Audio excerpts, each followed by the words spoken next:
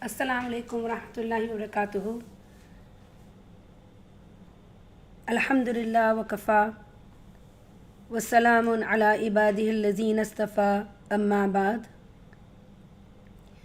قال الله تعالى في القرآن الكريم بعد أعوذ بالله من الشيطان الرجيم بسم الله الرحمن الرحيم شهر رمضان الذي أنزل فيه القرآن هدى للناس وبينات من الهدى والفرقان سبحان ربك رب العزة عما يصفون والسلام على المرسلين والحمد لله رب العالمين اللهم صل على سيدنا محمد وعلى آل سيدنا محمد وبارك وسلم ربي اشرح لي صدري ويسر لي أمري واحلل عقدة من لساني يفقهوا قولي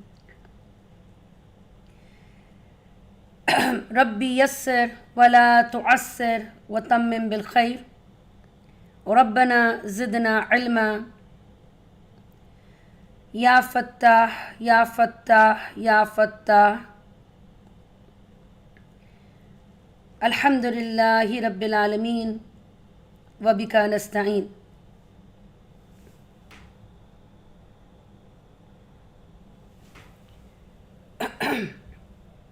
Welcome to the first session of the Amazing Quran series, which has been, alhamdulillah, with the tawfiq of Allah subhanahu wa ta'ala, arranged by Nurul Ilm Academy.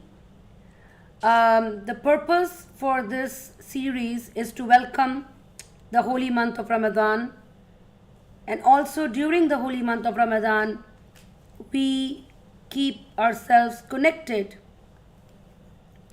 to this amazing kalam of Allah subhanahu wa ta'ala, which was revealed in Ramadan itself.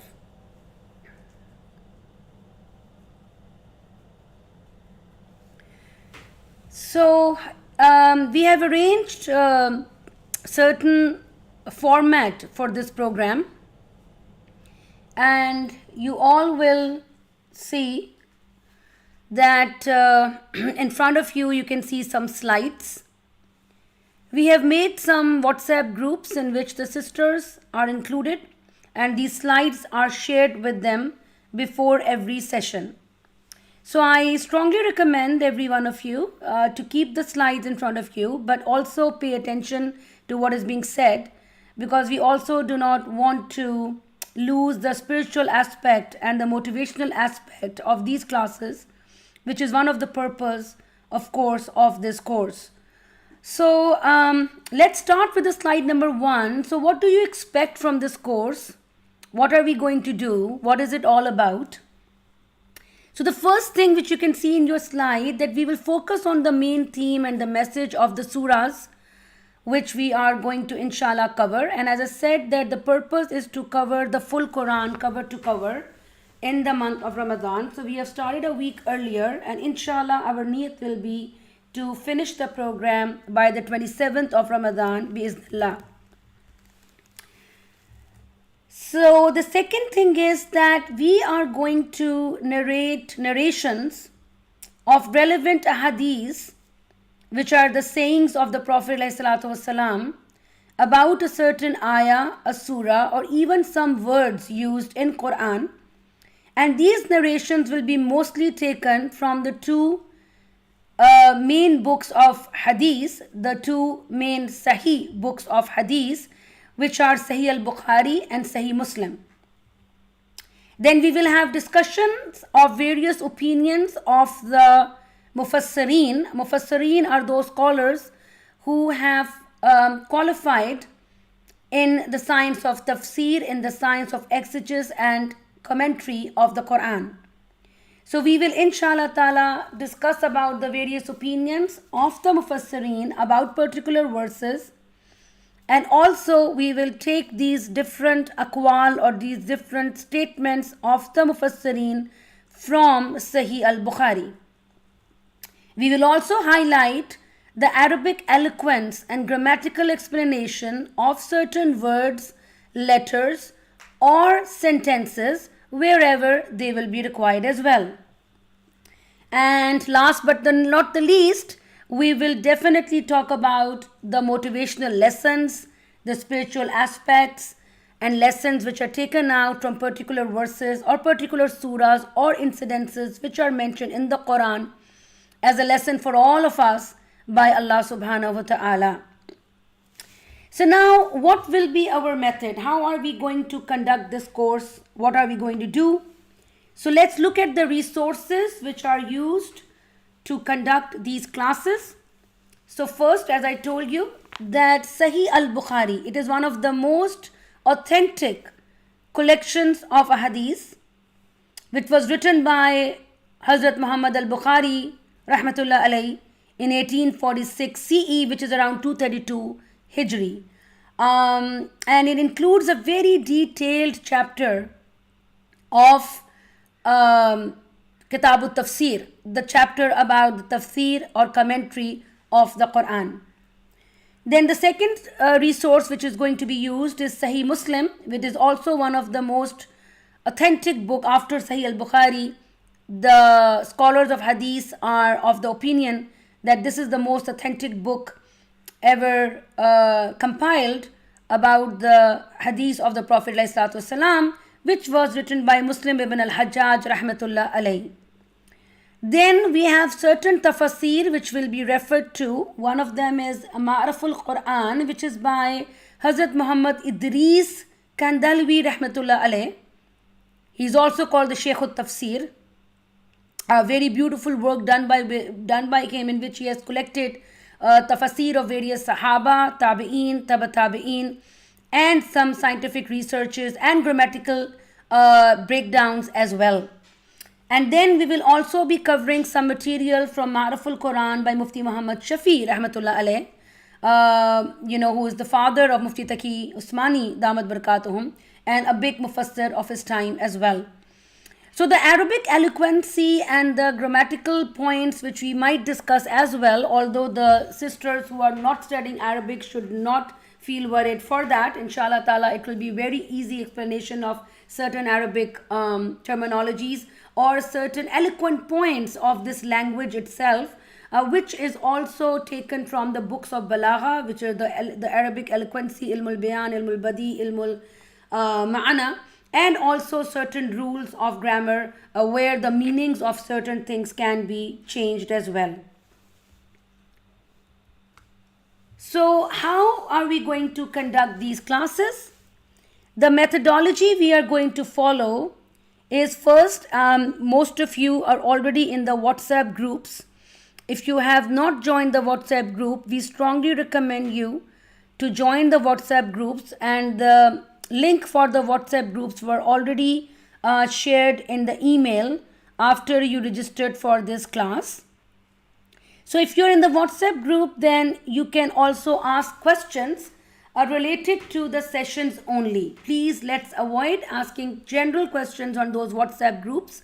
And also the questions will not be allowed to be posted in that group. Rather, we will be providing a number today, inshallah ta'ala, on the WhatsApp group, on which you can private message your questions regarding the sessions or any particular topic which you didn't understand, and that answer will be posted on the WhatsApp group so that everybody can benefit from the answer.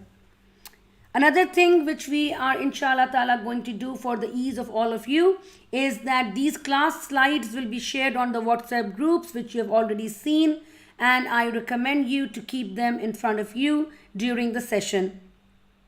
Another thing which is a little bit of fear I have in my mind is that, because since inshallah these sessions will carry on in Ramadan, and most of our students will be attending the classes in the morning, and it's a probability that they fall asleep during the Quran tafsir time. So to discourage that, definitely we have some motivational tips for the sisters, for the students also, that we will have weekly quizzes which will be regarding the sessions, and those will be posted on every weekend on the WhatsApp groups, and you are free to attempt that quiz, and that quiz will give you your scores, And inshallah, by the end of the program, we will definitely honor those sisters who have scored the maximum scores and also who have attempted all the quizzes which were sent to them. So this is also going to, inshallah ta'ala, definitely, going to bring some more motivation for all of us to listen to it attentively, inshallah ta'ala.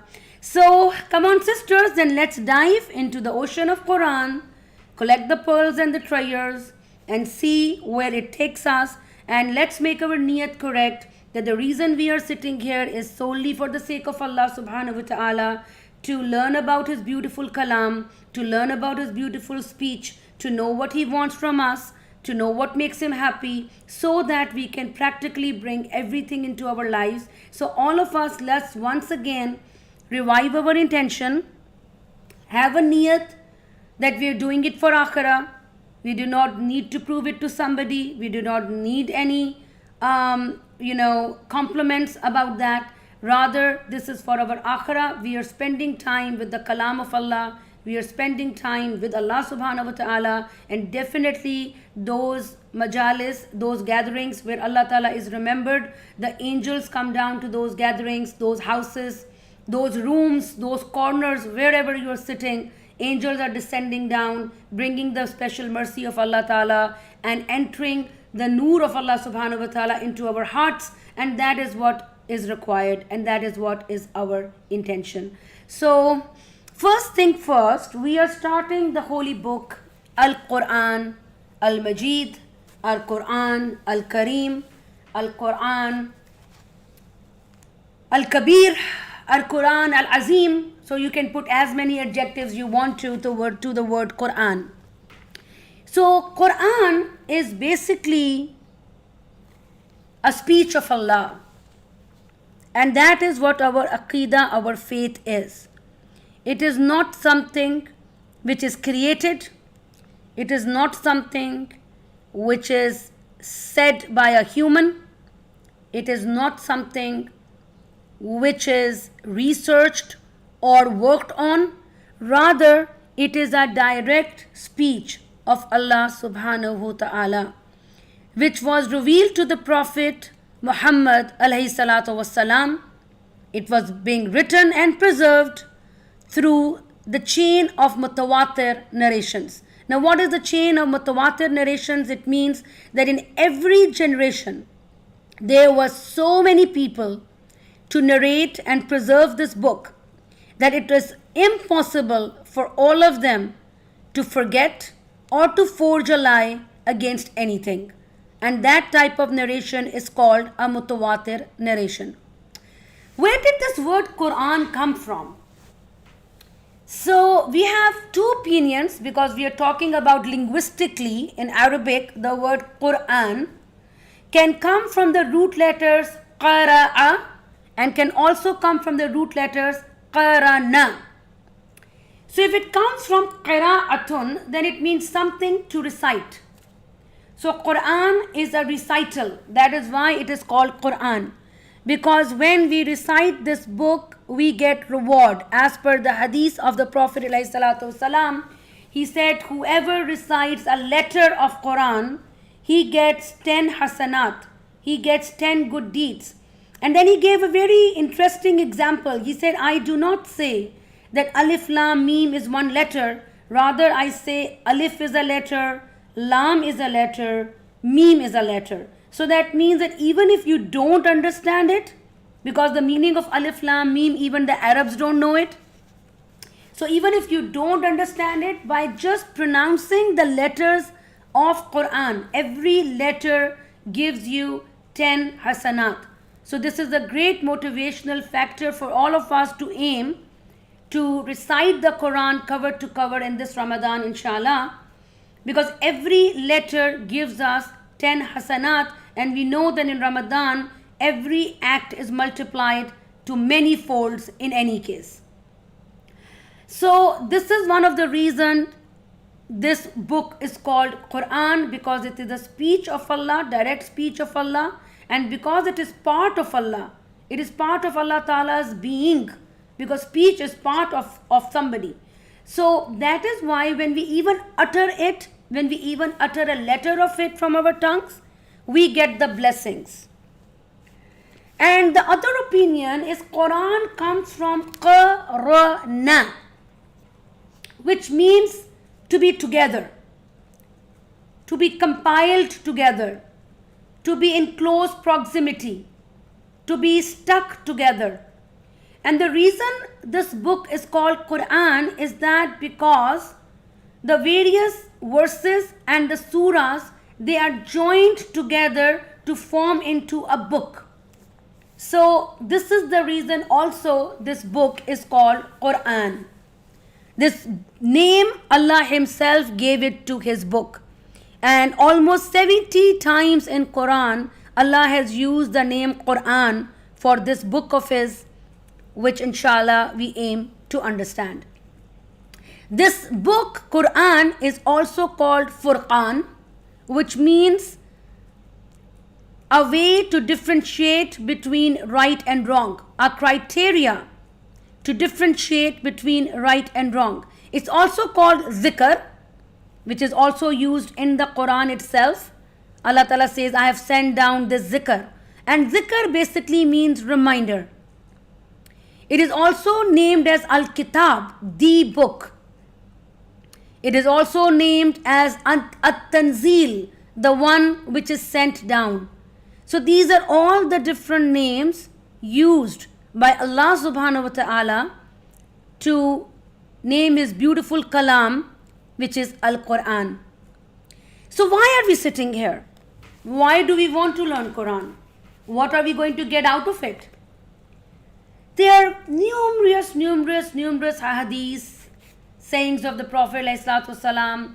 Even the verses of Quran itself tells us how important it is to get connected with this book, how important it is to learn this book, not just the Arabic of it, but the meaning of it as well. There are few hadiths which you can see in front of your screens. There is a hadith in Sahih al-Bukhari that the Prophet ﷺ has said that the best among you are the ones who learn and teach the Quran. So if you want to be among the best of the people, either be a teacher of Quran or be a student of Quran. So alhamdulillah, we all today being students of Quran are getting this blessing of being among the best of the creation of Allah subhanahu wa ta'ala. There is a hadith in Sahih Muslim that Allah subhanahu wa ta'ala says that the Prophet ﷺ says that keep learning Quran because on the day of judgment it is going to intercede for the person who recites it. In fact, there's another similar hadith to it that when the people will enter Jannah, the angels will say that keep on reciting Quran and keep on increasing your levels, your status of Jannah. So the more Quran you know, the more better it is. There is another hadith which is quoted from Sahih Muslim that the Prophet ﷺ, he asked Sahaba a question. He said, will any one of you want to go to the best of the markets and get the best of the 2 she-camels? Camels in the Arabic culture is a big treasure. It's mal, it's wealth, it's investment.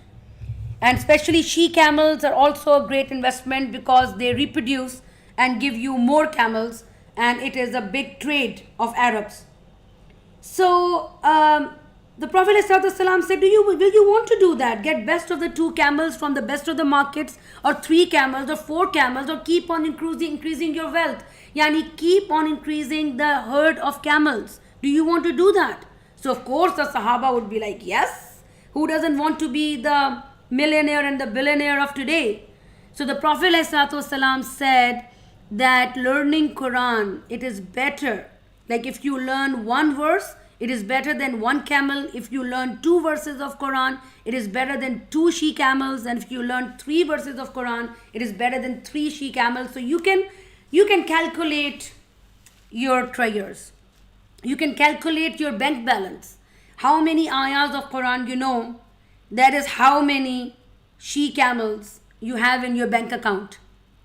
So not only that we learn it by heart, is a lot of merit of learning the meaning of Quran and learning the explanation and the tafseer. That is what we are going to come to now, the next point, that the commentary and the interpretation and the meanings of Quran is extremely important because it is revealed as a source of guidance, and until and unless we don't understand it, we cannot be guided through it. So what is tafseer? What is the science of tafseer?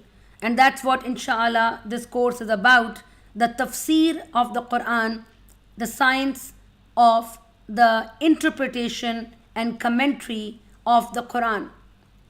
So the scholars have defined tafseer differently, but one of the most comprehensive definition is that it is a science of articulation of words. How do the words are articulated, how they are spoken, how they are pronounced, their meanings, their grammatical constructions, the abrogation of either words or any rulings, the reason of revelation of those verses or those words, and the detailed explanation of them. This is the science of tafseer. I have put another word in Arabic. The sisters who can read Arabic, I strongly recommend you to benefit from the Arabic terminologies which are used in the slides. I have used two words. One is tafseer and one is ta'wil.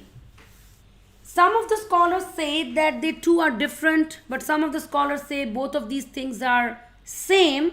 But if I do tell you a little bit of difference, which some scholars say that there is, then tafseer is more of a learnt thing. You can just learn it through knowing grammar. You can learn it by reading, history. You can learn it by reading different hadiths. You can understand what this ayah might mean, which is already being researched about.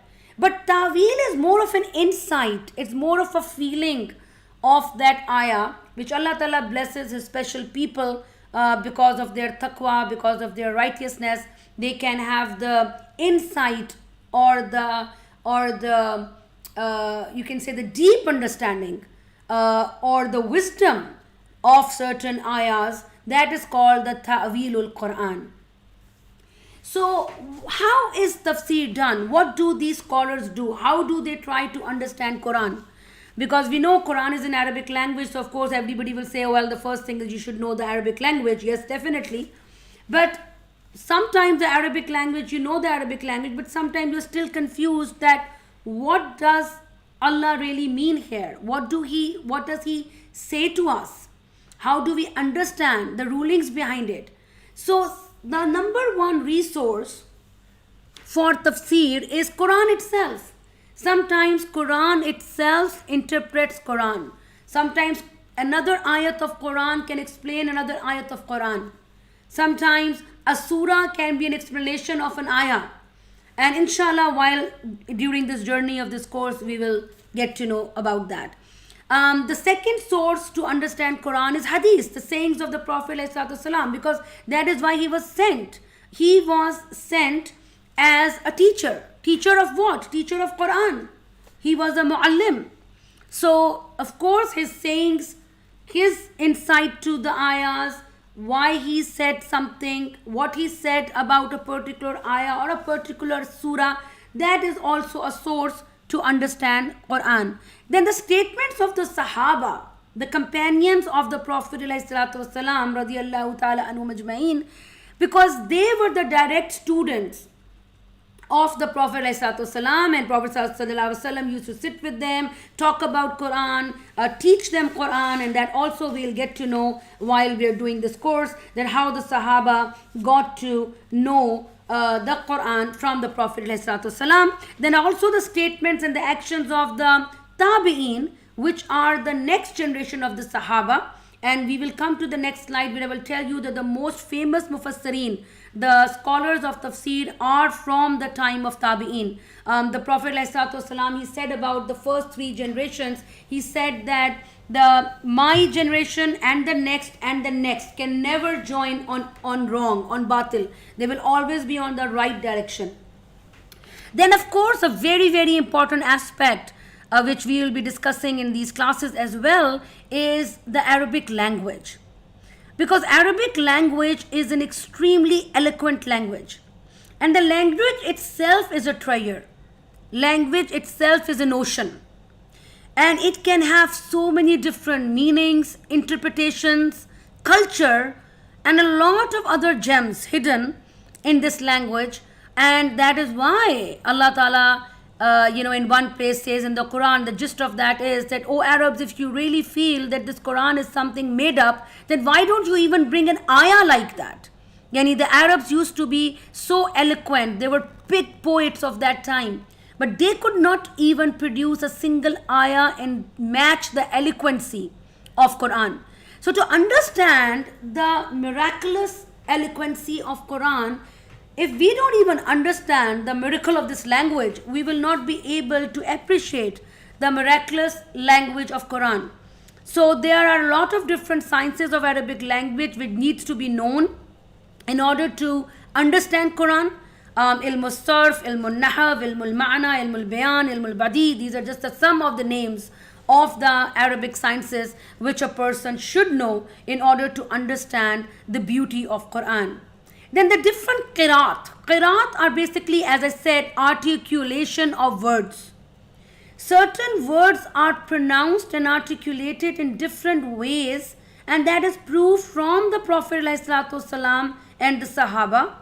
And if a particular word or letter is pronounced in a particular way, is a probability that the meaning could be different. So that also is one of the resources to understand Quran, if we know all of the possible ways of pronouncing that word and what different interpretations and meanings can come out if a word or a letter is pronounced differently.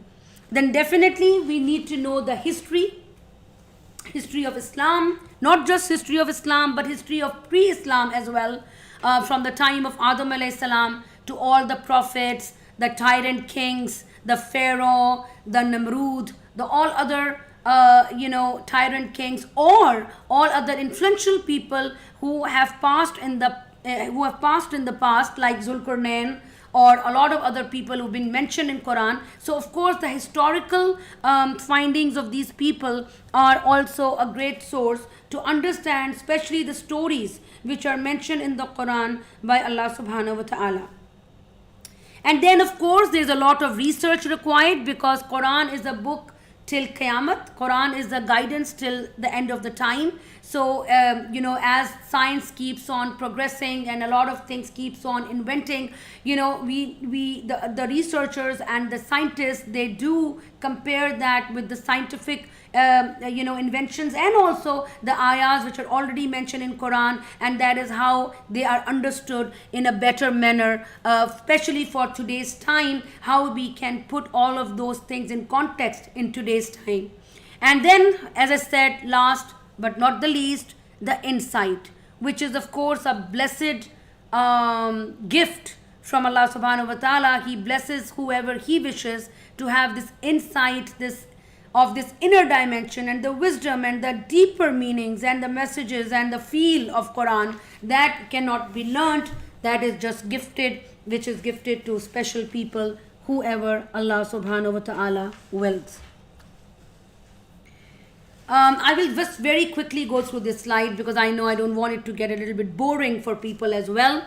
So some famous works right from the start of the time, right from the time of the Prophet ﷺ, the best companion, the closest companion, the best friend of the Prophet ﷺ, Abu Bakr radiallahu ta'ala, the closest one of all. Of course, he has interpreted a lot of things because he was in so much close proximity and in company of the Prophet ﷺ all the time, that of course he was able to understand how Quran was revealed, why this ayah was revealed, for whom it was revealed, and so on and so forth.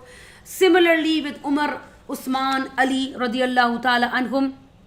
Then Abdullah bin Abbas, one of the younger companions, the Prophet ﷺ specially made dua for this man. He said, Ya Allah Ta'ala, teach the ta'wil of Quran. As we just mentioned this terminology, ta'wil of Quran. So Abdullah bin Abbas had a tremendous insight.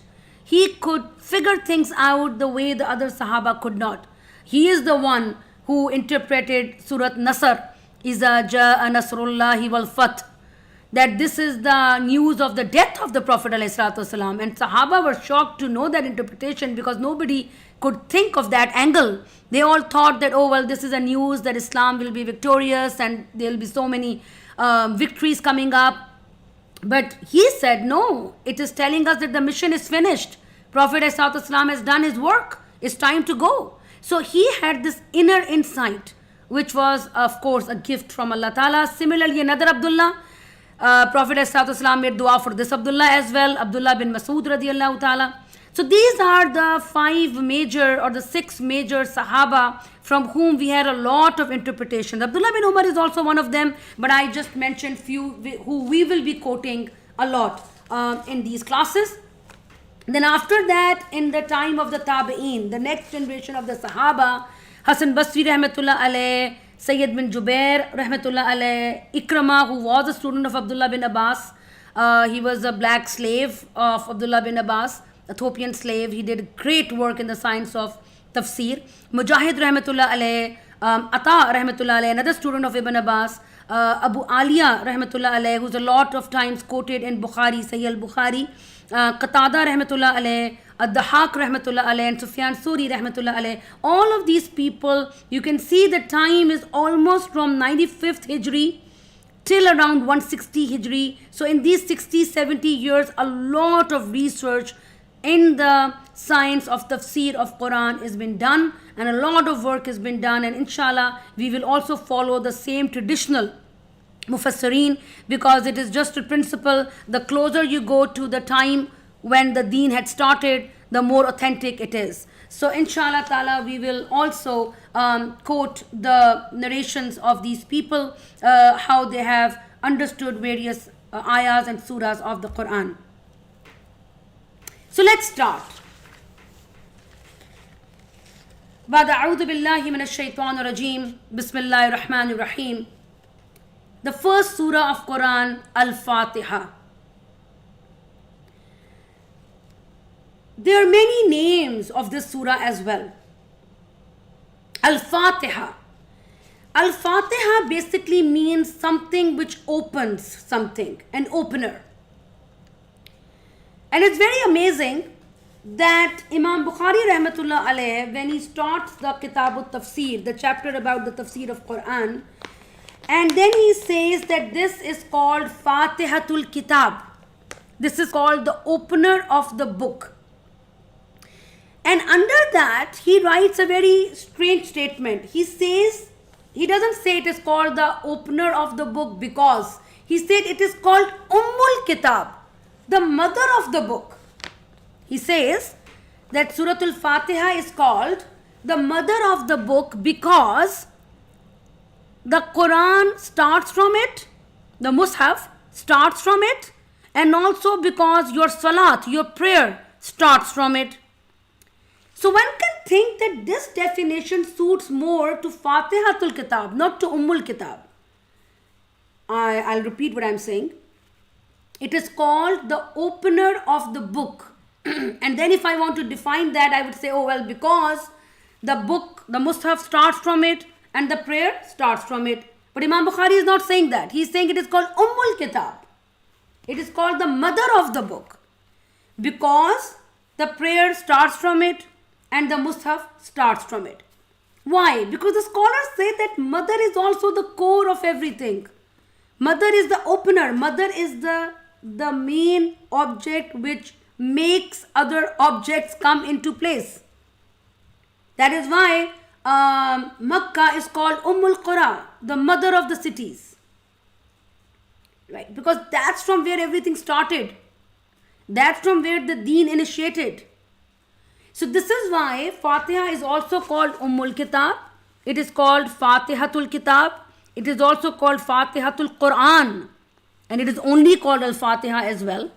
There are other names of the surah. In fact, Allama Sayyuti rahmatullah alayh, he says that there are almost 25 names of Suratul Fatiha mentioned in different ahadith. Almost 25 names mentioned in different ahadith. But some of the names, which are very famous ones in different ahadith, they're quoted. It's also called Surat Al-Hamd. Al-Hamd, because it does the praise of Allah. It starts with Alhamdulillah. It is also called Surat Al-Salat, because it is prayed in every rakah of the prayer. It is also called Surat Sana. Sana in Arabic also means praising somebody. So it praises Allah Ta'ala.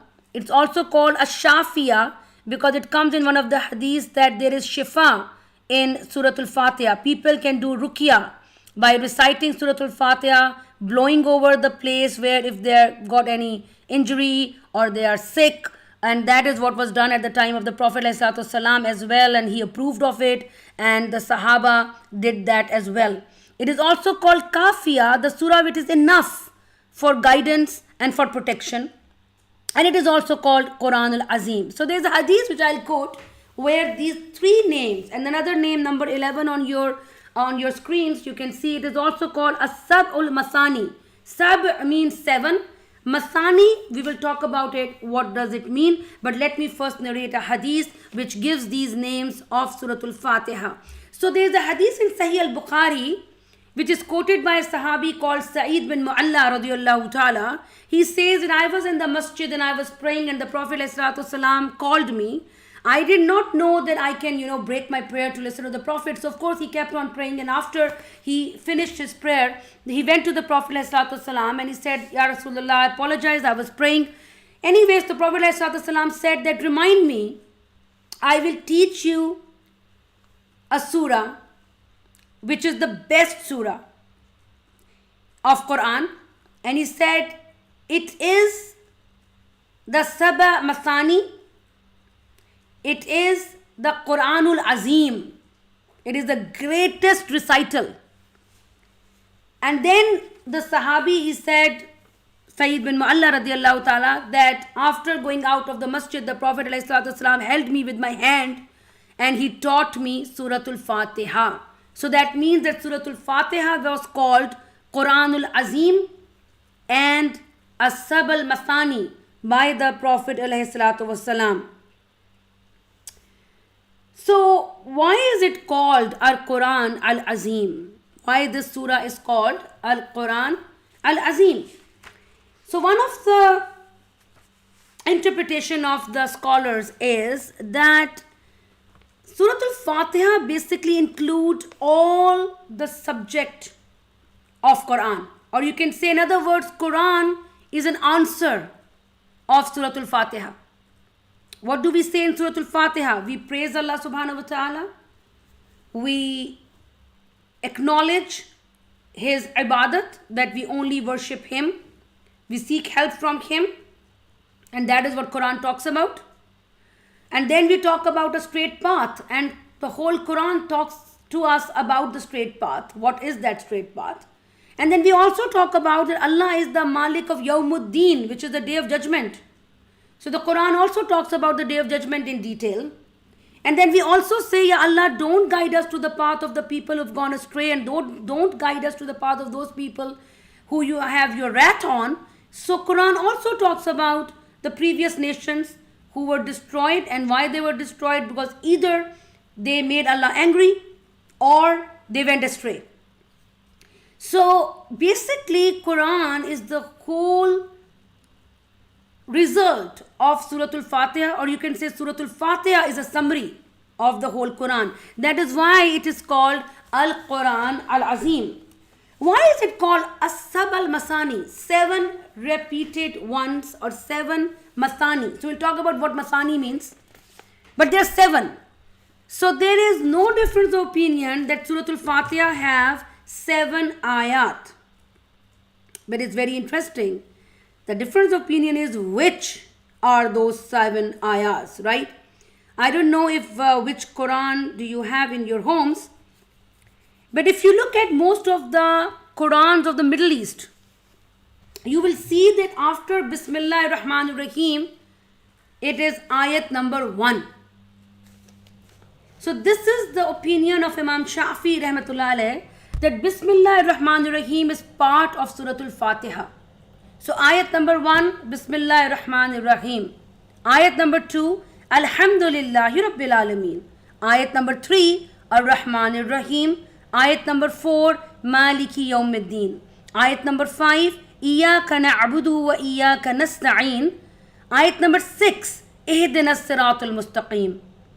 Ayat number 7, Siratul lazina an'amta alayhim ghayril maghdubi alayhim waladdallin. Same one ayat, according to Imam Shafi rahmatullah alayhi. But there is a different opinion over here according to Imam Abu Hanifa rahmatullah alayhi. That is why you will see most of the people living in either Yemen, Syria, or towards Pakistan and India and all the other subcontinent and other places in Asia, you will see that in their Quran, Bismillah ar-Rahman ar-Rahim will not be ayat number 1 of Surah Al-Fatiha. So they believe that Bismillah ar-Rahman ar-Rahim was not part of Surah Al-Fatiha. In fact, it is a ayat of Surah Naml. The ayat Bismillah ar-Rahman ar-Rahim is in Surah Naml. And here this is only used for the barakah, to start something, as the Prophet ﷺ said in one of the hadiths, that anything which is not started with the name of Allah, it is cut off from the mercy. So just to start the Quran and to start every surah, we put the Bismillah there to get the blessing before reciting the surah. So that means Alhamdulillah Rabbil Alameen, ayat number 1. Ar-Rahman Ar-Rahim, ayat number 2. Maliki Yawmiddin, ayat number 3. Iyaka na'budu wa iyaka nasta'een, ayat number 4. Ihdina as-siratal mustaqim, ayat number 5. Siratul lazina an'amta alayhim ghayril maghdubi alayhim, ayat number 6. And waladdallin is a separate ayat. So this is also an interpretation, but if you count it either ways, in the end we get how many ayahs? 7 ayahs. Now, why is it called Masani? So, one opinion of this grammatical, or you can say in linguistically, what Masani means is 2 and 2, 2, 2. So, one opinion is that some scholars say that this surah was revealed twice. It was revealed once in Makkah, and once when the Prophet ﷺ migrated to Medina, Jibreel alayhi salam brought this surah again to the Prophet alayhi salam. So it was revealed twice. That is why it's called the 7 repeated ayahs, whose revelation was repeated. Another opinion about this Masani, that it is from 2 or dual, because it is repeated in every ayah. It is repeated in every rak'ah of your prayer. You repeat Surah Al-Fatiha in every rak'ah of the prayer. That is why it is called the 7 repeated ones. One opinion is that it is not from dual, tasniya. It is not from 2, repeated. Rather, this word Masani comes from the root letter Sana. And Sana in Arabic means praising. So these 7 ayat praise Allah Ta'ala. That is why they are called Saba Masani. One more opinion is that this is from Istasna. This word Masani is from Istasna, which in Arabic means a speciality, something which is specific for something. So because this surah is specific and a speciality of the ummah of Prophet ﷺ for the Muslims only, and this is proved from a hadith. There is a hadith in Tirmidhi that the Prophet ﷺ has said that neither a similar surah in Torah or in Injil or Zabur has ever been revealed. No previous books have got a surah of this caliber, surah of this status, surah of this eloquency, and surah of this greatness. So this is an exception for the ummah of Prophet Muhammad ﷺ, that this surah has been given to us. So now let's talk about a little bit about the surah. And I'm going to be very slow today, inshallah. I hope everybody is getting comfortable with the class and following it. I don't want to rush anything because the purpose, as I said, is to dive into the details of this book and the beauty of this book. So we started by saying Bismillah, and then we say, who is that Allah? Ar-Rahman and Ar-Rahim. So let's just only talk about this much. And this is a verse which we use all the time. Bismillah ar-Rahman ar-Rahim. We use it to start anything. We use it to start food. We use it to start our cooking. We use it to start anything what we are doing. To open a, open a jar, we say Bismillah ar-Rahman ar-Rahim. Open a door, we say Bismillah ar-Rahman ar-Rahim. So this, which hadith I just quoted, that the Prophet ﷺ said that if you do not start something with Bismillah, then it is cut off from the mercy of Allah subhanahu wa ta'ala. So you can see a letter Ba, Bismillah, Ba. It's very amazing that just one letter in Arabic can have 7 different meanings. That is how eloquent this language is. So the scholars have said that this Ba can be understood by 2 different meanings here. One, again, if the sisters who can read Arabic, they can enjoy the terminology. Others, do not panic, please. It's okay. It's always the first time. So one terminology is written Mustahaba wa Ilsaq. Mustahaba and Ilsaq. Mustahaba means to make something a companion, to stick with something, and that's also what Ilsaq means as well. So this Ba is to stick. So in other words, how will I translate Bismillah? By attaching the name of Allah. So when you want to do something, you say by attaching the name of Allah. Because when you attach something great, something noble, something azim with something, then that thing starts having the blessing, isn't it? If you attach, for example, a cover on Quran, then even that cover will be sacred for you. When we attach this curtain on the door of Kaaba or on Kaaba, subhanallah, even that cloth becomes so beloved to us.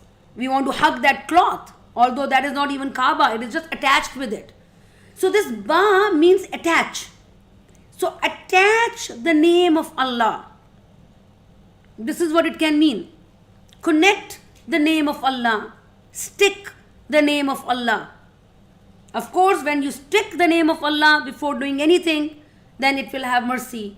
And that's what the purpose of that is. But then the majority of the scholars say that this is not that. It is Ba of Ista'anat. And Ista'anat in Arabic means to seek help. To seek help. So in this way, the translation of Bismillah will be with the help. By seeking the help of the name of Allah. It means that if you seek the help by saying Allah, Allah will help you. That is what it means. By seeking the help of the name of Allah. Because when I am starting something, I want to seek the help from Allah. That I cannot do it, Ya Allah. I don't have strength. You make me do it. So that is why majority of the scholars say that this is more suitable, because we are showing Allah Ta'ala our incapability of doing anything. That is why we say Bismillah before we start something, because we are showing Allah Ta'ala, Ya Allah, I can't do it on my own power. I don't have tawfiq. La hawla wa la tawfiqa illa billah. So that is why, Ya Allah, I seek your help to start something which I want to start. So that you give me that ability, you give me that power, you give me that strength, then I can do this thing. So this is what Bismillah ar-Rahman ar-Rahim means. It's very amazing, isn't it? It's beautiful meaning. So please, next time when you read Bismillah ar-Rahman ar-Rahim before doing anything, please listen and ponder on this message. What are we saying to Allah? Allah, I am not capable. I can't do anything. I can't even lift my hand with my free will. If you don't allow me, I can, and Auzubillah, may Allah protect, I can have I can have an attack of something and I cannot move my hand. So Allah, it's you. I take your help. That is why even before moving my hand, I am saying Bismillah. Because Allah, I am seeking your help. If I want to do something, I want to write, I want to open my door, I want to sit in the car, I want to cook. Allah, I can't do it on my own. I need your help. So please, whenever you are saying this now, remember what you are saying to Allah. And then who Allah, majority of the scholars, they say this is the real name of Allah subhanahu wa ta'ala. Although some scholars, they say it is al plus ilah.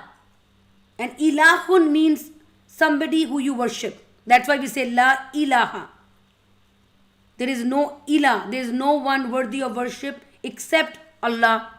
So some people do say this is al and ilah becomes Allah. But majority of the scholars say this is the Ism Azam, the great name of Allah Ta'ala. It comes in one of the hadiths that whoever asks Allah Subhanahu wa Ta'ala by taking the Ismul Azam, his prayers are never rejected. So we should take a lot of this name, Allah. It's a beautiful name. It has a lot of power and impact and effect. So this is the name of Allah Subhanahu wa Ta'ala. And then Allah Ta'ala joins two of his adjectives with his name. One is Ar-Rahman and one is Ar-Rahim. And both of these are superlative words in Arabic. They have more meaning to it. And as many of us might know a little bit of Arabic or even Urdu from subcontinent, so Rahmat basically means mercy. So Rahman and Rahim both means the one who shows mercy. In other words, who is merciful. But why two different words? Why not just Rahman used or why not just Rahim used? It means there has to be some type of a difference between the two. That is why both of them are used simultaneously. So the scholars, they say that Rahman, first thing first, is only used for Allah. Yani that type of a mercy which is not possible to be shown by any creation. It can only be shown by the Creator. Rahim is also showing mercy, but other people can also be Rahim. For example, it comes about the Prophet ﷺ in Quran that he was Rahim to people. Right. Allah Ta'ala talks about other prophets also that they were Rahim. So yani the one who shows a special type of mercy to certain group of people. And from the same idea, the scholars have said that that means that Rahman is that quality of Allah, that his mercy is for everything and everybody. It's it's common, which we cannot. We cannot show our mercy to everything and everybody. Because we cannot even reach everything and everybody.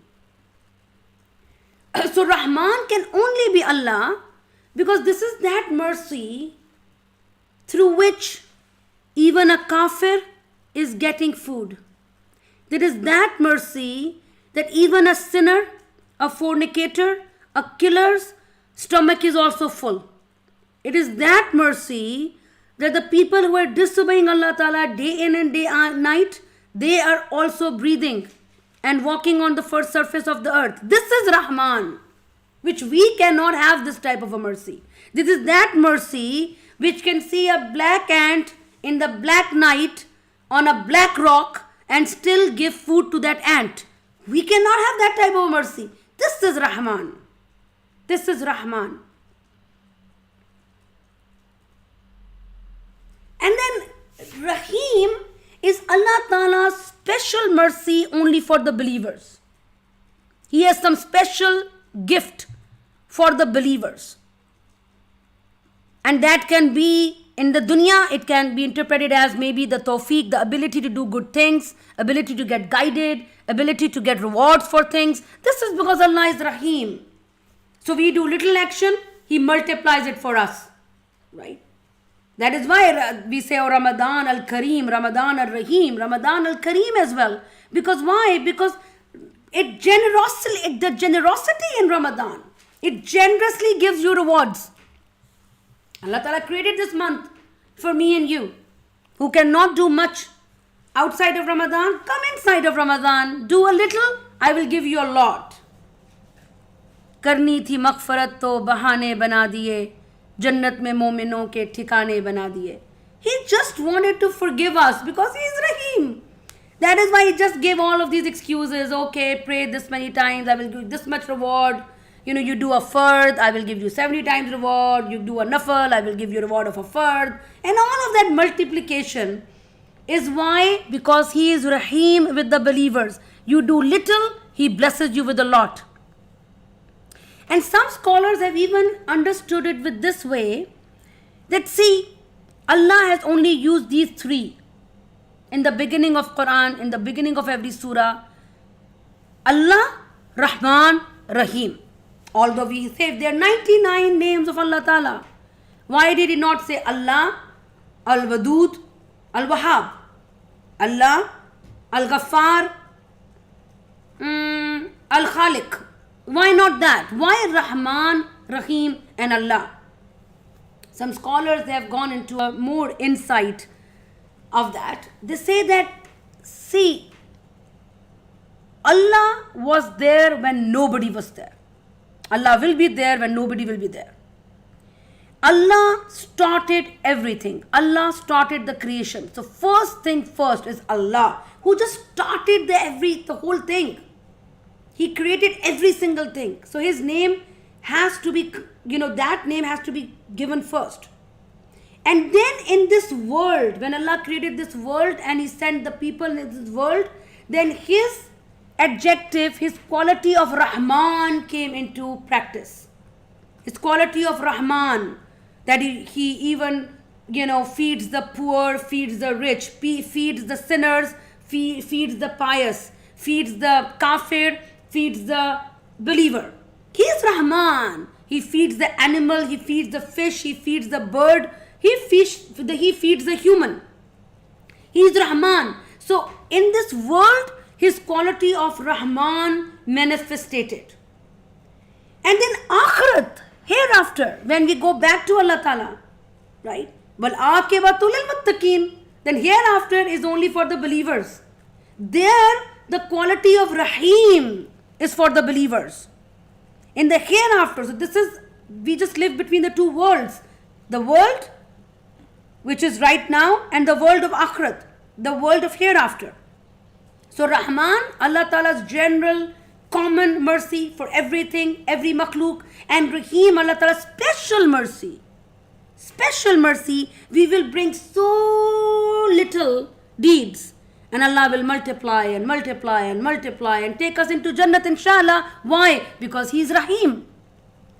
Because He is Rahim to the believers. He appreciates like nobody else appreciates. So this is the feeling I want all of you to have when you say Bismillah Rahman Rahim. Now start saying it from your hearts before you were saying it from your tongues. Now start feeling it in your heart before you were only uttering from the tongue. So this is Ar-Rahman Ar-Rahim, and this is with the help of the Azim Allah, the Akbar Allah, the Creator Allah. I can't do anything without your help. Ya Allah, you are the Rahman and you are the Rahim. So when we start doing things by saying that, how is it possible that Allah does not help us? It's impossible. Allah Ta'ala does not give us success. It's impossible. Say it with these feelings. Say it with this heart. And you see how your work will be done. Inshallah ta'ala. Okay, I am very sorry to present this slide to you. I am not happy with this slide at all because it's very confusing slide. But I was very short of time. I couldn't do anything better. I apologize. It is very confusing, but let's take it step by step, inshallah, and look at the slide. Surah Al-Fatiha starts with Alhamdulillah. Starts with Alhamdulillah. This al in Arabic language also have different meanings. Very interesting. So I think the people who have not yet dived into the ocean of Arabic, I hope to get a lot of new admissions in Arabic language course, inshallah. So this al, two probabilities, although it has many meanings, but the scholars say there are two probable meanings which is on the word hamd, okay? Alhamdu. One is that this is al-istighraqiyah. Istighraqiya al means that if this al enters any noun, then every type of that element which is in that noun, it includes. What does it mean? Al-hamd. So let's say hamd means praise and al means every. Al means every, hamd means praise. So what will be the translation? Every praise is for Allah. What does that mean, every praise? Every type of praise is for Allah. So there are different types of praises. Sometimes there's praise for somebody being generous. There's somebody praising somebody for somebody being noble. There's sometimes a praise for somebody being, forgiving. But here, every type of the praise is for Allah, because His 99 attributes is praised for all of those attributes which He has. So that is called Alhamdu, and that is why in most of the Quran you say every praise, and in Urdu translation, Sab tarife Allah ke liye. Sab, where did that sab come from? From the meaning of this al. And another very beautiful explanation is that this al is not al-istighraqiya, this is called al-jinsiya. Al-jinsiya. What does that mean? It means that when this enters a noun, then the whole species of that is included in the ruling. What does that mean? The whole meaning of hamd, the praise. What does it mean? It means praise cannot be for anybody. That is what Alhamdulillah will mean. Because praise, the thing called praise, is only for Allah. Other people can have mad. Other people can have sana. They cannot have hamd. Hamd is only for Allah. Hamd is not possible for anybody else. And now I will tell you the meaning of hamd. In Arabic, hamd is a beautiful meaning. It means to praise somebody out of love. Praise somebody out of love. So now, the praise out of love is only for Allah. This is what it means, Alhamdulillah. Because nobody else even deserves love like the love of Allah. وَالَّذِينَ آمَنُوا أَشَدُّ حُبًّا لِلَّهِ. The people of Iman have shadeed love for Allah. That type of love is also not possible for anybody. That's why that type of praise is also not possible for anybody. So, Alhamdu, the praise. So, sometimes you will see in Quran, it will be translated like that. So, that is why you can see that when the translators are translating Quran, they are translating according to their perspective of the Arabic language and how they are taking it. So, every praise is for Allah, because all of those 99 attributes of Allah Ta'ala, all of them are praiseworthy, and all of them is for Allah. Or the praise is for Allah, because that type of a praise which is done out of extreme love is not even possible for anybody else. So Alhamdulillahi, and this Allah is the Rabb of the Alameen. Alhamdulillahi Rabbil Alameen. Rabb is an extremely beautiful relationship. Rabb is a relationship. This is the first ever relationship we had with Allah. When our souls were created and we were not even created, the bodies were not even created, then Allah subhanahu wa ta'ala, He asked us all, Alastu bi Rabbikum. He did not say, Alastu Allah. Am I not Allah? He said, Alastu bi Rabbikum. Am I not your Rabb?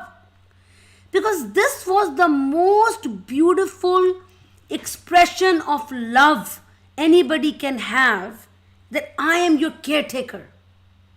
I am going to take care of you. You are mine. You are my responsibility. This is what Rabb is. And that is why you see that mostly all of the du'as of the prophets which are quoted in Quran start from Rabbana, Rabbana, Rabbana. Because when you call Allah with this relationship you have with Him, you're just sort of reminding Him, remember you said you will take care of me. Remember when I was not even born, you said Alastu bi Rabbikum, and I said Bala, yes, O Allah, you are my caretaker. I give my affairs in your hand. You're the one. Remember? So that is why when we make dua, we say Rabbana, oh our Rabb. Rabb. Right? We give that wasila. We give that effect of that relationship. We remind Him of that relationship which He has built with us, that He has said us. He had told us that I am going to take care of you. This is why we say Rabbana, Rabbana, Rabbana. So Allah is the Rabb of the Alameen. He's not just my Rabb. He's not just your Rabb. He's Rabb of everything He has created. Because He has said that to everybody. Every of His makhluk He has said, I will take care of you. I have created you. I will take care of you. You're my responsibility. Be you be kafir, be you be believer, be you be sinner, be you be pious, be you be animal, be you be human. I am your Rabb. I will take care of you. Don't worry. So this is Rabb. And then Allah subhanahu wa ta'ala says that we, of course, Allah ta'ala is teaching us that this is how we should ask any dua, that we praise Allah ta'ala and we call Him our Rabb. And this He is Rahman and Rahim, which we already spoke about. And He is, now this word, remember I in the beginning told you that tafsir of the Quran also includes the articulation of the words, pronunciation of the words. This word is pronounced two ways from the time of the Prophet ﷺ. It's nothing new from that time. Malik and Malik. Maliki Yawmiddin, Maliki Yawmiddin. It can be recited two ways. If it is recited Malik, it means owner. If it is recited Malik, it means king. Majority of the scholars have said that the qiraat of Malik is more liked, although by looking at the authenticity of both the qiraat, both are equal. Malik and Malik, authenticity doesn't have any difference.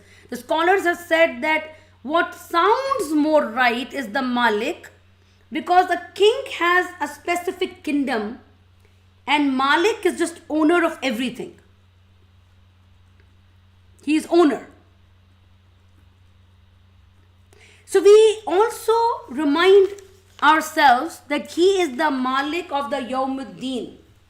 He is the Malik of the Day of Judgment. He will give whatever He will want to whoever He will wish and will. Nobody can question Him because He is the Malik. See, if I am a Malik of something, I am Malik of my phone, I throw it, I give it to somebody, it's my choice, right? So Allah is the Malik of the Day of Judgment. It will be His choice. Nobody can question Him. Why did He forgive certain people and did not forgive certain? Why did He give more reward to somebody and not to others? It's His wish because He is the Malik. And after reminding ourselves that, so once we are totally in harmony of and in acceptance of the fact that Allah has everything in His control and we have nothing in our control, then we surrender. We surrender and we say, Iyaka na'budu. Only you. Only you. Another grammatical point here. Usually what is said in English, even in English, I don't know, in Urdu and in Arabic as well, you have your verb, then you have the doer, and then you have the receiver. So for example, if you say, and in English, first you have the doer basically. You say, okay, Khalid hit Hamid. So Hamid, who's being hit, will always come in the end. Same thing happens in Arabic, right? Even in English, how do we say this statement? We say, we worship you. That's the correct grammatical format of the sentence. Allah Ta'ala is changing the format here. It's amazing. Allah Ta'ala is changing the format of the Arabic language. The format of the Arabic language is that we worship you. Na'buduka. Allah is changing it altogether. Why? Because when that format is changed, when the object of worship, when it comes first, in Arabic you use the terminology muqaddam, then it gives the meaning of hasar. Hasar means only you. That's it. Because if I would say we worship you in English even, then we can add on after that you. We worship you and. We can have as many objects as we can. But when we say only you we worship, then there's no adding on to it. That is why Allah Ta'ala totally changed the structure of the Arabic language here and flipped the sentence and brought you first and then we worship. So you we worship. So that is the extreme statement of Tawheed. Extreme statement of Tawheed. Away from every possible shirk. Iyaka na'budu. Only you we worship. Only you.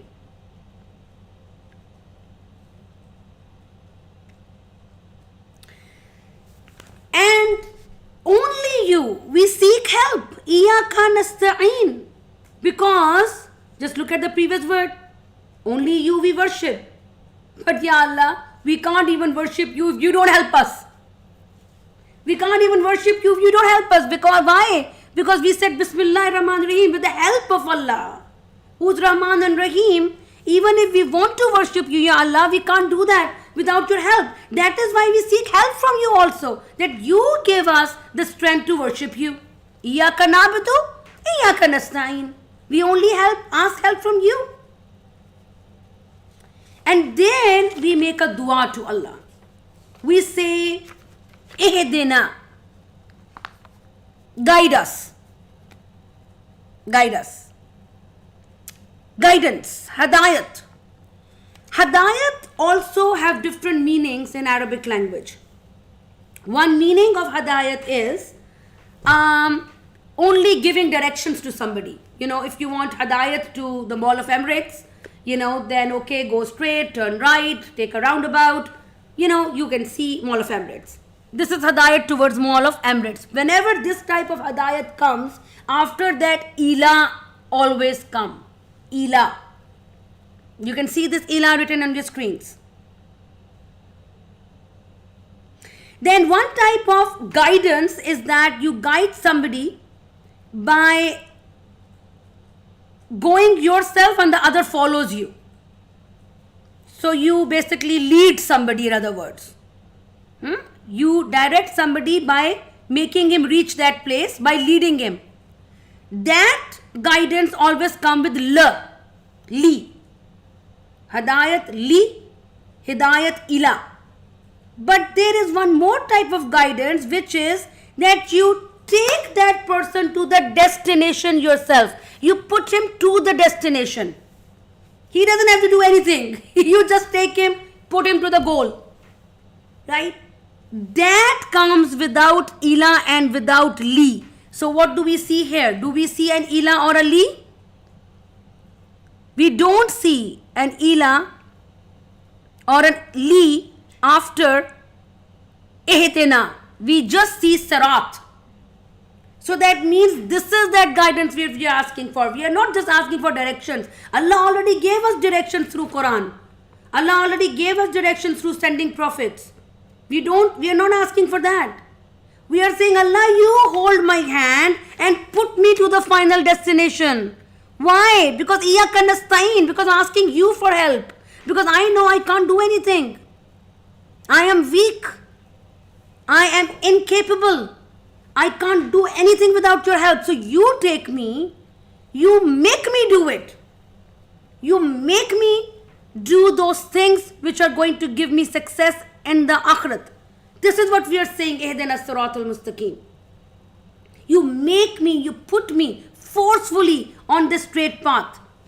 I want to come or I don't want to come, you put me. You put me. When you will place me, then who can distract me? When you will place me on the right path. Because I can't go myself. That's what we are saying. And then sirat also have a lot of meanings in Arabic language. There are 5 conditions to sirat. Although there is another word in Arabic, path, tariq. Tariq is also for path. But this is sirat. What type of path? Number 1, it has to be straight. Any path which is not straight is not called sirat. And it also takes you destination. It reaches somewhere. Otherwise you have a lot of roads, they're just winding roads, they don't reach anywhere. Those are not called sirat. And that path is closest to you also. You know, when you go out of your house, there may be different ways of going somewhere. So the one which is closest to you will be called sirat. Easiest. And it will be very clear and wide. It will not have these small little turnings and these, loopholes somewhere. And also, sirat is the only path to the destination as well. So it's also very amazing. Allah Ta'ala did not say, Ihdina tariq al-mustaqim. Allah uses the word sirat because that is the only path. That is the only path. That is why it is a singular. That is the only way. You put me on that way which is the only way to success. And then it is mustaqim. Mustaqim is something which stays how it is. It does not change. It does not have any detours. It stays the same. So in other words, you put me steadfast on that path. That it stays the same for me. I don't take another route. I don't turn around from there. I keep myself on that path. This is what we are saying.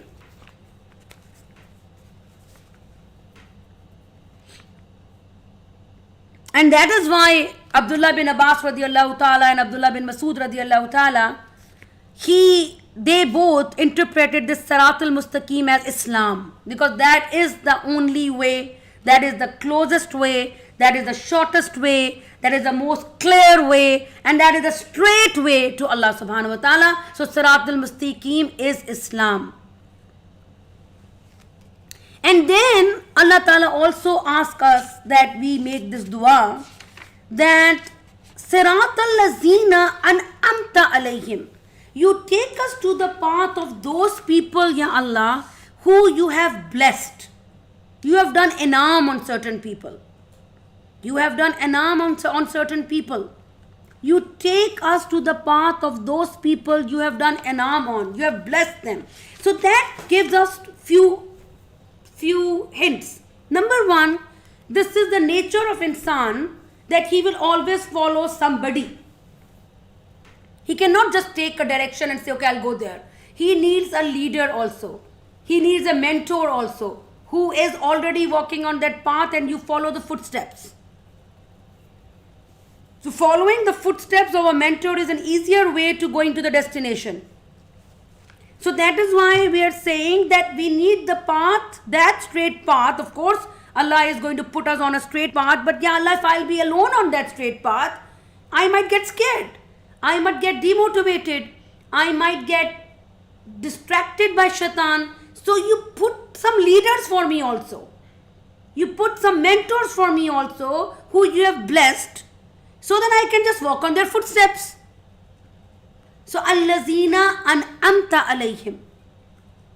And that is why Abdullah bin Abbas radiallahu ta'ala, he says that who are these people who Allah ta'ala has blessed?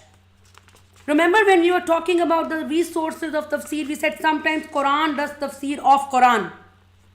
Quran itself sometimes does tafsir of Quran. So in the surah number 4 of Quran, which is Surah Nisa, ayat number 69. Allah Ta'ala has already told us who are these people that He has blessed. Allah subhanahu wa ta'ala says, بعد أعوذ بالله من الشيطان الرجيم بسم الله الرحمن الرحيم. He says, وَمَنْ يُؤْتِ اللَّهَ وَرَسُولَهُ فَأُولَٰئِكَ مَعَ الَّذِينَ أَنْعَمَ اللَّهُ عَلَيْهِمْ. Whoever will follow Allah and His Messenger, then he will be with those people who Allah has blessed. An'ama, the same an'amta, same word used. And Allah Ta'ala is saying, who are these people? مِنَ النَّبِيِّينَ وَالصِّدِّقِينَ وَالشُّهَدَاءِ وَالصَّالِحِينَ وَحَسُنَ أُولَٰئِكَ رَفِيقًا. That Allah Ta'ala has blessed the prophets, the truthful ones, Siddiqs, the Shuhada, the martyrs, and the pious ones. What a beautiful company they are. So this is what we are asking. We are asking Allah Ta'ala to make us follow prophets, Siddiqs, Shuhada, and Salihin. Because they have already been walking on that path. And we are asking Allah to put us on that path also and make us follow these people so that we can also get success as these people did. And then we are reminding ourselves that if we will do that, of course, Shaitan will put distractions. Shaitan will try to distract us. Shaitan might take us somewhere else. So we are saying, no, Allah, غَيْرِ الْمَغْضُوبِ عَلَيْهِمْ, not those people who earned your wrath. Earning wrath of Allah is an extreme oppression, extreme zulm, an extreme, I would say, loss. How do you earn wrath of Allah? Right? Ghadab. Allah Ta'ala gets angry. So that means that you're extremely rebellious, When your children, they misbehave sometimes, do not show wrath on them. But they're extremely rebellious. That's where they earn your anger. Extremely rebellious. And that is why it's in Sahih al-Bukhari, the tafsir of that the ones who are maghdubi alayhim were the Yahud of the past. They earned the wrath of Allah, the Yahud, Bani Israel. And inshallah in Surah Al-Baqarah, which we'll be starting tomorrow, we'll be discussing about how they earned the wrath of Allah. And one thing which really made, they earned that wrath of Allah was by changing the rulings of their religion. They were playing with their religion. Whatever they will not want to do, they will just change it altogether from their book. And they were least interested in following any instructions. They wanted to be free. So that is why first thing first, they never accepted. They didn't want to accept even Torah. When that book was revealed to Musa alayhi salam, they didn't want to take it. But forcefully it was given to them. Even then, they started changing the rulings. So when we start changing the rulings of any deen, that brings the wrath of Allah. The Prophet ﷺ, he feared that for his nation. He said that one of the signs of the Qiyamah, of the last days, is that the people of my ummah will start doing the haram by giving it halal name. Right? So now, interest, riba is given the name profit. So when people start changing religion, people start changing rules of Sharia, that is where the wrath of Allah is earned. And another thing which these people did, Bani Israel, is they killed their prophets. So being harsh with the leaders of deen is also something which brings wrath of Allah. There is a Hadith Qudsi. Allah Ta'ala himself says that whoever has any animosity with my wali, with my close one, I declare war with that person. So these people were extremely disrespectful to their prophets. Christians were other extreme. They in fact were not disrespectful at all to their prophet. They made him son of God. They were giving so much respect to him. That is why now they are called the Daleen, the ones who go astray. So the ones who went astray, they went in exaggeration. That's also not right. So rebelliousness is also not right. Exaggeration is also not right. That is our deen is in the middle. We are in the middle of the two. So this is basically what Surah Al-Fatiha is telling us. This is a dua. which we all make in our prayers. And honestly speaking, I wish and I make dua that from now on, in every prayer, when we are making this dua, we understand what we are saying, we feel what we are saying. And we say it with these feelings which we have studied today in this class, with the same state of mind and the state of heart, that this is what we are saying to Allah subhanahu wa ta'ala. And then we see how the khushu and the khudu in the prayer will come, and how the acceptance will come in that prayer, inshallah ta'ala. So just to give a big summary of Surah Al-Fatiha, the scholars, they have said that, see, Surah Al-Fatiha is basically talking about 10 things. 5 are related to Allah, 5 are related to us. First thing, ilah. Alhamdulillah, Allah. Allah being the ma'bud. Allah being the ma'bud. The second thing which we learn about Allah in Surah Al-Fatiha is that He is Rabbul Alameen. The third thing which we learn about Allah is Rahman. The fourth thing which we learn about Allah is He is Rahim. And the fifth thing we learn about Allah is Malik. The 5 things which we learn about us is that Iyaka na'budu. We are made to do ibadat. Iyaka nasta'in. And we have to seek help. Ista'anat. Ihdina sirat. We want hadayat. We want hadayat. Which type of hadayat? Mustaqim. So we want istiqamat on that hadayat. And yeah, we will come to that. I'm sorry, I will come to that also. Don't worry about it. And then, we're short of time, so I'm just trying to complete that. Inshallah, I'll come to that. And then, so we need ista'anat. Of that, istiqamat. We want istiqamat because we want the sirat to be mustaqim. And then, because Allah is Maliki Yawmiddin, right? So we want the ni'mat of akhirat. The ni'mat of akhirat which only a Malik can give because he is Malik of Yawmiddin. So now look at it and relate it. Look. Alhamdulillah. We do the praise of Allah and Iyaka na'budu. And we worship that Allah. We worship that Allah. Okay? And He is Rabbul Alameen. That is why Iyaka nasta'in, because He is Rabb. That is why He said He will take care of us. That is why we are asking Him for help. And He is Rahman. And His Rahmat is Aam, general for everybody. So that is why we do talab of hadayat from Him. And He is Rahim. His Rahmat is very khas for akhirat, for the believers. So that is why we want istiqamat as a believer to be on that path. And in the end of the day, He is Maliki Yawmiddin. He is the owner of that day. So that is why, Ya Allah, we want the talab of that ne'mat, an'amta alayhim. We want that anam from You, which is the anam of Jannatul Firdaus, which is the anam of Your raza, which is the anam of Your forgiveness, which is the anam of Your acceptance on the day of judgment. This is what we are saying. This is what we are saying.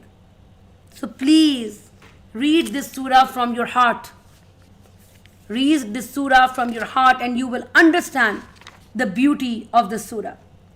So yeah, the sister just reminded about this, that why the la is repeated. So when we say that ghayril maghdubi alayhim, and then we say wala, and we say la again, although we could have said not the one who has your wrath, and also the one who have gone astray. But we also say not again. So the reason that la is repeated, that because Allah Ta'ala wants to show that these are two different types of people and either of the two are wrong, which I just told you. They are two different, neither that and nor that. They are not one group, that they are maghdoob also and they are daleen also. They are two different groups and you are not allowed to go to either of the sides. That is why that la is repeated again. Okay, so the end of Surah Al-Fatiha, you might have heard a lot of times in the prayers, people saying Ameen. And even when we recite, we say Ameen after that. There is a hadith which is quoted in Sahih al-Bukhari that the Prophet ﷺ has said, it is narrated from Abu Hurairah radiallahu ta'ala an, that when Imam says Ameen, you also should say Ameen. Because whoever's Ameen matches with the Ameen of the angels, all his previous sins are forgiven. So that means, number one, that after you recite Surah Al-Fatiha, that means the angels say Ameen. That is a very beautiful, good news for all of us. So, after the angel, if you also say Ameen and your Ameen matches with the Ameen of the angel, then what blessing Allah Ta'ala is giving you, what reward Allah Ta'ala is giving you, all of the previous sins are forgiven. Allahu Akbar. What a prize for reciting Surah Al-Fatiha. All previous sins are forgiven. This is the gift of reciting Surah Al-Fatiha. So first thing first, you must know, you must believe that when Surah Al-Fatiha is being recited, then angels are there. And they are saying Ameen to your dua. And remember, Allah Ta'ala's culture, Allah Ta'ala's sunnah, He does not reject the dua of ma'soom, of innocent creations. And angels are innocent creations of Allah. They do not disobey Allah. Allah does not reject the dua of the angels. So when they are saying Ameen to your dua, that means it's definitely accepted. And not only that, if your Ameen and their Ameen matches, then your sins are forgiven as well. Whichever sins Allah Ta'ala wants. Although there is an opinion that only the Saghira sins, minor sins are forgiven like that. Usually the graver sins or the greater sins are forgiven through Tawbah. But it's Allah Ta'ala can forgive whatever He wishes. So now, what is this Ameen? Ameen, the girls who know a little bit of Arabic, it is called Ism Fail. Amina. It is Mabni on a Fatha. Amina. And when we stop on the N, then we say Ameen. And basically it means, Ya Allah, respond. Ya Allah, give me what I asked. Ya Allah, do it please. This is what it means. It means please Allah, in other words. So when we say, Ihdina siratal mustaqim, siratal lazina an'amta alayhim, ghayril maghdubi alayhim, waladdallin, please. This is what Ameen is. Please, Ya Allah. Don't say no. Don't reject, Ya Allah. Please accept it. So that is why we should say that Ameen. We are pleading after making the dua. And while in the congregational prayers, as I just told you this hadith, this narration that you should also say Ameen when the Imam says Ameen. So in the congregational prayer, in the Jamaat prayers, according to Imam Shafi, the Muqtadeen, they say it out loud. And according to Imam Abu Hanifa and Imam Malik rahmatullah alayhuma, you say it low in your heart because angels can just hear that as well. So you don't really have to say it out loud. But there's just a difference of opinion as to if you should say it loud or low. But both ways, if you say, if angels, they also say Ameen, and then they also say, please, Ya Allah, you also say, please, Ya Allah. So why not will your prayer will be accepted? So sisters, let's start reciting Fatiha with a total different perspective. Let's start feeling Fatiha now. Let's start reciting with our hearts now, not just the tongues. So may Allah subhanahu wa ta'ala allow the surah to penetrate into our hearts. And the blessing of this surah, may Allah subhanahu wa ta'ala forgive our sins as He has promised that the angels will say Ameen. And if we also say Ameen, and may Allah subhanahu wa ta'ala make us a source of our guidance. Wa akhiru da'wana anil hamdulillahi rabbil alameen. Allahumma salli ala Sayyidina Muhammad wa ala ali Sayyidina Muhammad wa barik wa sallim. Subhanaka Allahumma wa bihamdika wa nashhadu an la ilaha illa ant nastaghfiruka wa natubu alayk. Jazakumullahu khair. Assalamu alaikum wa rahmatullahi wa barakatuhu. All of these sessions are going to be recorded, and in the on your WhatsApp groups, the recordings will be shared, inshallah ta'ala. But just a request, please, these recordings are not to be forwarded to men. This is only meant for ladies, so please, honor the amanat, the trust which has been given to all of you. So this should not be forwarded to any men or boys. This should only can be given to the ladies, and it will be shared on the WhatsApp groups. Jazakumullah khair. Salam.